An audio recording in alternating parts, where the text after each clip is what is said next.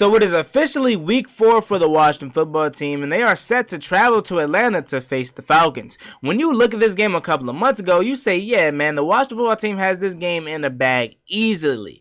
Fast forward 3 weeks into the NFL season, I don't know how confident I am to say that. YouTube, what's going on? It's Juan Gotti here with another Washington football team video, and in today's video, I'm coming on here to preview the Washington football team versus Atlanta Falcons matchup week 4 in ATL. So without further ado, let's get straight into today's video. But before I do, make sure you go down below, leave a like on this video, subscribe if you're new, and turn on post notifications so you get notified when I upload a video about the NFL, or in this case, our Washington football team. Let's get straight into today's video. So when you look at the Washington football team and Atlanta Falcons, they both are coming into this game with a record of 1-2, and both of their wins coming over the New York stinking Giants. So how good does it feel to be one of the teams, in this case both of us, to play part in the New York Giants' misery to start off the season?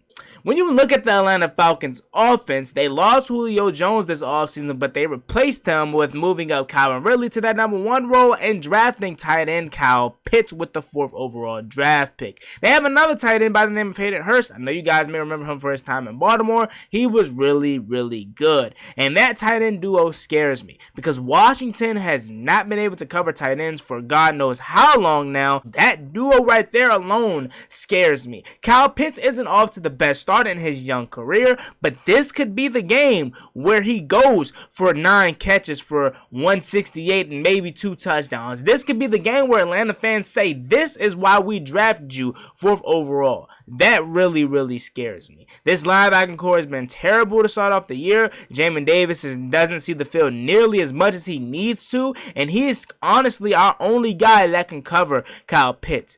Talking about that, by the way, if you go back to Jamin Davis's time in Kentucky, he really bottled up Kyle Pitts when they played. They both are in the SEC, so they've seen each other quite a while, and Jamin Davis really was the only guy that was able to somewhat bottle up Kyle Pitts. So I'm excited to see that matchup, but more than likely you're going to see the Landon Collins on him, and I really am not looking forward to that matchup, guy, man. If we have Landon Collins on Kyle Pitts, you may call it goodbye.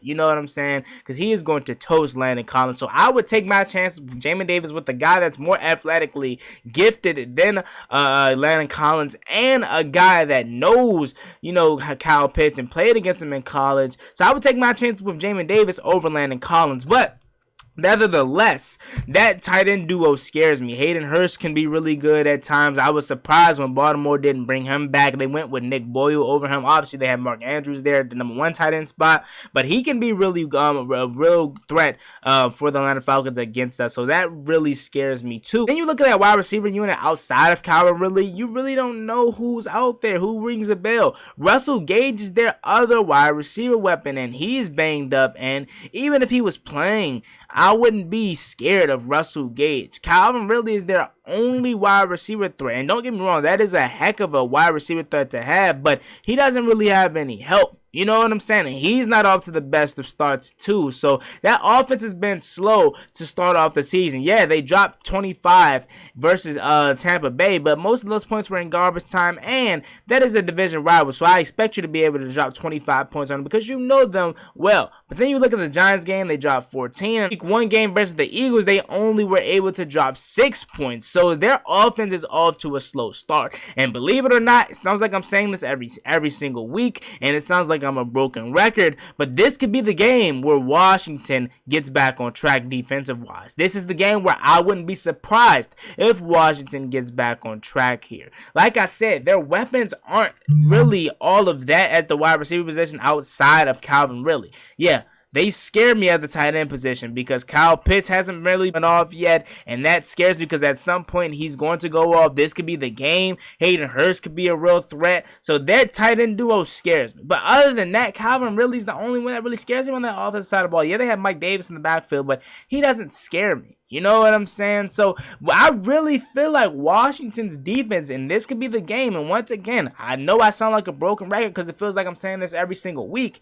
but this could be the game where Washington's defense get back on track. And if this is not the case, and they go out there and we drop 30 points, or the Falcons drops 30 points on us, then we have serious problems. We have serious problems right now, but if the Falcons drop 30 plus on us, then we have serious problems. I don't see no way Washington loses this game. I'll be 100% honest. You guys know I love being fair on my channel. I love my team, of course, and I'm going to root for them every single week. But you guys know I love being fair in my predictions, and I love to, just tell you guys both sides of the spectrum with our team and the opponent that we're facing this week. But, man, the Falcons stink, man. They stink. And they're, quite frankly, they're looking at us like we stink, too, because we both coming into this game with a record of 1-2. But they stink, man. They suck. It's no reason we should lose to the Atlanta Falcons, man. That defense is not good. That secondary is really young. Outside of Dante Fowler, outside of Grady Jarrett, AJ Tyrell, and they really don't have anybody on that defense that really scares me. They have some okay pieces, you know what I'm saying? But they don't really have anybody that scares me. Dante Fowler and Deion Jones, yeah, that scares me a little bit. Other than, they don't really have anybody that scares me. Vivian Moreau, an old friend of ours, has been playing really well for the Atlanta Falcons, but I don't think he can keep up with the Terry McLaurin. I don't think AJ Tyrell can keep up with the Terry McLaurin, and not to mention he's coming off a concussion. I'm pretty sure he's going to play, but they don't have anybody that scares me on that defensive side of the ball outside of Grady Jarrett, Dante Fowler, and Deion Jones. You know what I'm saying? That secondary can be attacked, and I really think this could be the game where Washington as a unit finally looks how we thought they were going to look, from the offense to the defensive side of the ball. Now, the offense has been bad, but it hasn't been not nearly as bad as the Washington football team's defense. I think they are capable enough of shredding these boys, Taylor Heineke, for about 250 for about 2, maybe 3 touchdowns. I think Taylor Heineke can shred these boys. He's going back home to Atlanta, and once again, that defense is not good. It's not good at all, in my opinion. So I think Washington is going to just take care of business. It's going to be a game where we, keep them in it at the start, but then we start to pull away and we start to show our dominance. You know what I'm saying?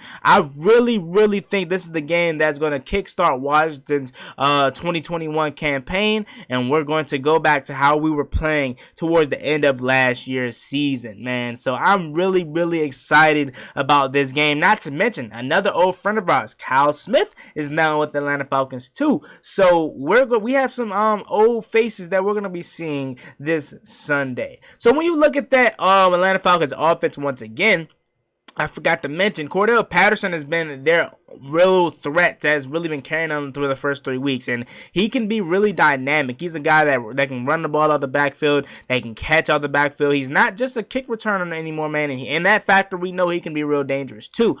So that really scares me, man. I'll be honest. That scares me more than a Calvin Ridley, from the simple fact of being able to be pretty much a triple threat. You know what I'm saying? So Cordell Patterson has been their only threat that's really been, a factor in these first 3 weeks of the NFL season. But hopefully we could bottle them up. Younghoe Koo, man, we cannot have this game being close, because if it's close and it comes down to a field goal, we lost. You know what I'm saying? Not to mention Matt Ryan is 5-0 against us. I know you guys remember that game where it seemed like we were out of it. We were getting destroyed, and I want to say it was 2018? I want to say it was 2018 with the Alex Smith, and it seemed like we had a chance.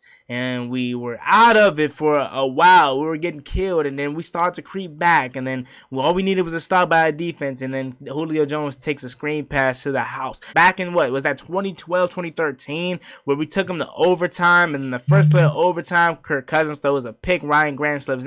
The Falcons are due for one, man. Matt Ryan is 5-0 against us, and I'm sick and tired of it. So I think this is the game where we finally hand those boys a loss, or at least Matt Ryan loss, man. And this team is not nearly as talented as we faced them in the past. So I think this again, this is the game where Washington gets back on track, and I think this is really going to kickstart our season. This is one of the only games on my season's prediction for Washington that I really had penciled in. You know what I'm saying? I expected us to come in this game 2-1. I'm not gonna lie. I didn't expect us to come in here 1-2. But now that we are 1-2, I think we're going to end up being 2-2 after this game, and I think we're going to take our anger out on the Atlanta Falcons. I don't see it being close, maybe after halftime. Yeah, maybe we'll start slow and keep it close, but I think Washington starts to pull away in the second half. So before we get out of here, we're going to take a look at the injury report for both teams. So I'm editing this video, and I forgot to mention that wide receiver Curtis Samuel will be playing this Sunday. Ron Rivera already said he will be active and ready to roll. So I'm excited, man. Curtis Samuel finally makes his Washington football team debut. Washington's cornerback Benjamin St. Juste is dealing with a concussion, and when a lot of people first saw this on the injury report, they instantly ruled him out. So he is out for Sunday's game versus the Atlanta Falcons. And I'll be honest, he obviously sustained this injury last game, but I don't remember when he sustained it. I don't remember a play. If you know what play he got injured on, let me know down below, but I do not remember him getting an injury in that game. But he is out. Antonio Gibson shin. He didn't practice on Wednesday. He didn't practice on Thursday, and he was limited on Friday's practice, so he is questionable. I expect him to play though. And then when you look at Matt Ioannidis, knee injury, he was limited on Wednesday, didn't practice on Thursday, and he was full on Friday's practice, so he is questionable. Then Brandon Sheriff and Charles Leno, they're both full to go, and they will be playing Sunday. When you fast forward to the Atlanta Falcons side of things, Marlon Davidson, one of their better D tackles on that roster, dealing with an ankle injury, didn't practice on Wednesday, didn't practice on Thursday, didn't practice on Friday. He is out, so that is a blow to the already weakened Atlanta Falcons defensive line. Wide receiver Russell Gage, another position group that is not the best for the Atlanta Falcons. An ankle injury also, didn't practice on Wednesday, didn't practice on Thursday, and didn't practice on Friday.